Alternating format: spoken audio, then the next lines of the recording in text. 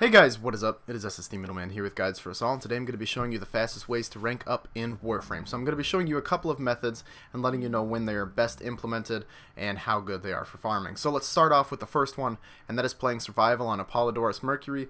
This method is best utilized when your weapons are just out of the box, fresh and unranked, and not as powerful as you'd like them to be.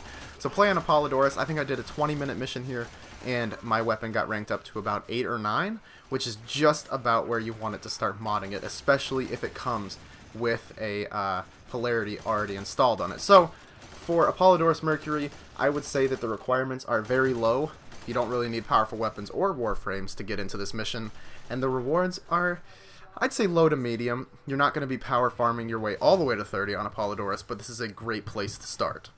Alright, now let's move on to my personal favorite method, and that is the mission Kappa on the planet Sedna. This mission is a mobile defense mission, and it is very popular among XP farmers, as you can just go right into this thing and just wreck stuff, because there is like a seemingly endless flow of enemies. Once you get to that defensible position, they just keep flowing in, and they just don't stop until the timer runs out. So this mission is great for farming XP. You can get tons of XP in a small amount of time. It probably takes an average of, I'd say, 12 minutes to beat this mission, and you will rank up a lot playing it. This is probably my go-to mission for farming experience, and definitely one of my favorites. So I'd say the requirements are medium. You're not going to want to go in here with an unranked weapon. You're not going to want to go in here with an unranked Warframe. You're definitely going to want to have at least a few mods on it to make it a little bit more powerful, but you're not going to need a fully decked out frame or weapon to play this mission. So especially if you have a friend playing with you, this mission will be easy peasy.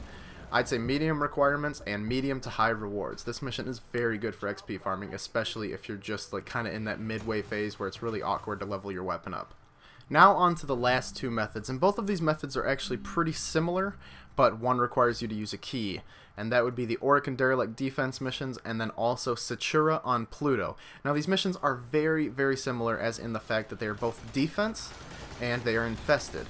Now, Oricon Derelict defense is much easier to play than any other mission, as you could basically just use Vortex from Vauban or some other ability like Molecular Prime and just spray at the enemies from a safe place. Now, you can do the same thing on Satura, but I feel like Oricon Derelict defense is just easier. I always seem to be able to get to like wave 60 plus every single time I play it.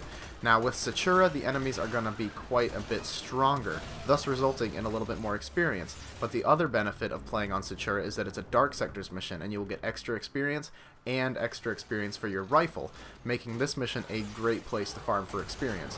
Now, I would say that Sedna Kappa will probably be able to net you more experience than Satura in a shorter amount of time, but when you're playing a defense mission on Satura, you definitely do not need to be paying attention as much as you would while playing a mobile defense mission. So this mission is great for kind of half idling, maybe watching a TV show, listening to some music, or even, I don't know, working on homework if you're that good at idling or half idling on Warframe. You could pretty much just use a Nova with a speed build, and what that is a Nova with a negative strength, so instead of slowing the enemies down with Molecular Prime, you will speed them up, and they will go straight towards the defense position, and you can just bust through waves super fast while doing that.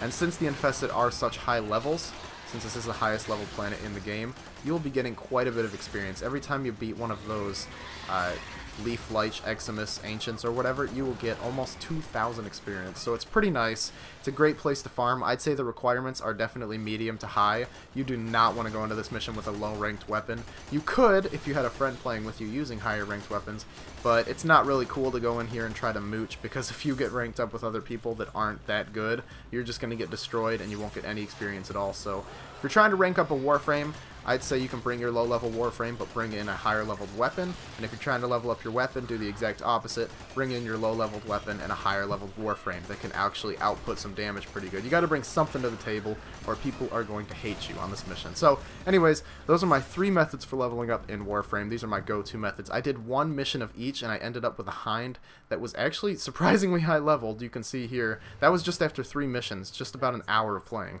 which is pretty awesome. So anyways, thanks for watching the video, guys. If you enjoyed, please leave a like rating down below and subscribe to see some more videos in the future, and I will see you next time.